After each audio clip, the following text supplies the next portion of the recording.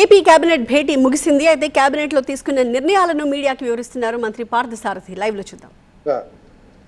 ఇటువంటి చేష్టలు ఉడిగిపోయి ఉండటం మూలంగా ఆ వైజాగ్ స్టీల్ ప్లాంట్ ప్రైవేట్ పరం అయిపోతుందనే ఒక ఆలోచన ప్రజల్లో ఉన్న మరి కొత్త ప్రభుత్వం రాగానే కూటమి ప్రభుత్వం రాగానే మన ప్రీతం ముఖ్యమంత్రి చంద్రబాబు నాయుడు గారు డిప్యూటీ సీఎం పవన్ కళ్యాణ్ గారు కలిసి మరి మోడీ గారిని ఒప్పించి దాన్ని ప్రభుత్వ రంగంలోనే ఉంచాలనే లక్ష్యంతో మరి ఒప్పించడం జరిగింది. ఒప్పించడమే కాకుండా ప్రభుత్వం తరపు నుంచి దాదాపు 2400 కోట్ల రూపాయలు కరెంటు బిల్లు ఏదైతే కట్టాలో దాన్ని ఈక్విటీగా కూడా మార్చుకోవడానికి రాష్ట్ర ప్రభుత్వం ఒప్పుకోవడం జరిగింది.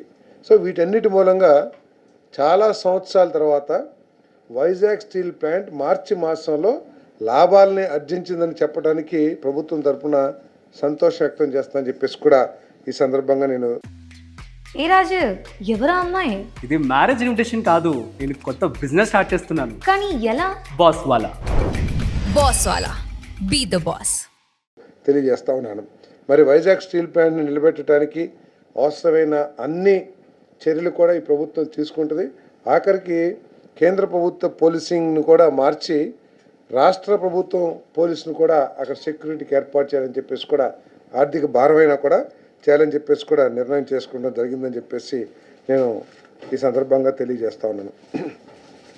మరి ఈ క్యాప్టివ్ పవర్ ప్లాంట్తో పాటు మరి ఈ మన కోస్ట్ లైన్ మనకి చాలా ఎక్కువగా దాదాపు 950 కిలోమీటర్ కోస్ట్ లైన్ మూలంగా ఈ కోస్ట్ లైన్ని అభివృద్ధి మీద ఈ ప్రభుత్వం దృష్టి కేంద్రీకరించిందని చెప్పేసి కూడా ఈ సందర్భంగా తెలియజేస్తా ఉన్నాను.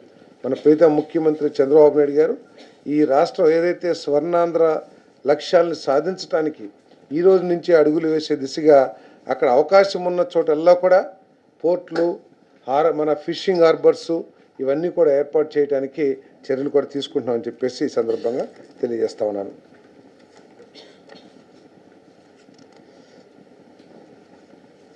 అదేవిధంగా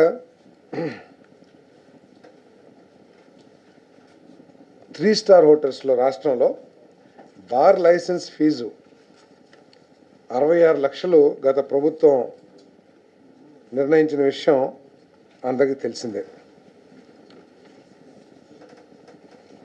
ప్రభుత్వం యొక్క ఆలోచన, మా ప్రీతం ముఖ్యమంత్రి గారి ఆలోచన ఏమిటంటే భవిష్యత్తులో ఈ రాష్ట్రంలో టూరిజంకి అపారమైన అవకాశాలు ఉన్నాయి. టూరిజం డెవలప్మెంట్ ద్వారా రాష్ట్ర ఆదాయమే కాకుండా ఉపాధి అవకాశాలు కూడా చాలా మెరుగ్గా ఉంటాయనే ఆలోచనతో ముఖ్యమంత్రి గారు దీని మీద ప్రత్యేకమైన దృష్టి పెట్టారని చెప్పేసి కూడా మనం చేస్తాం.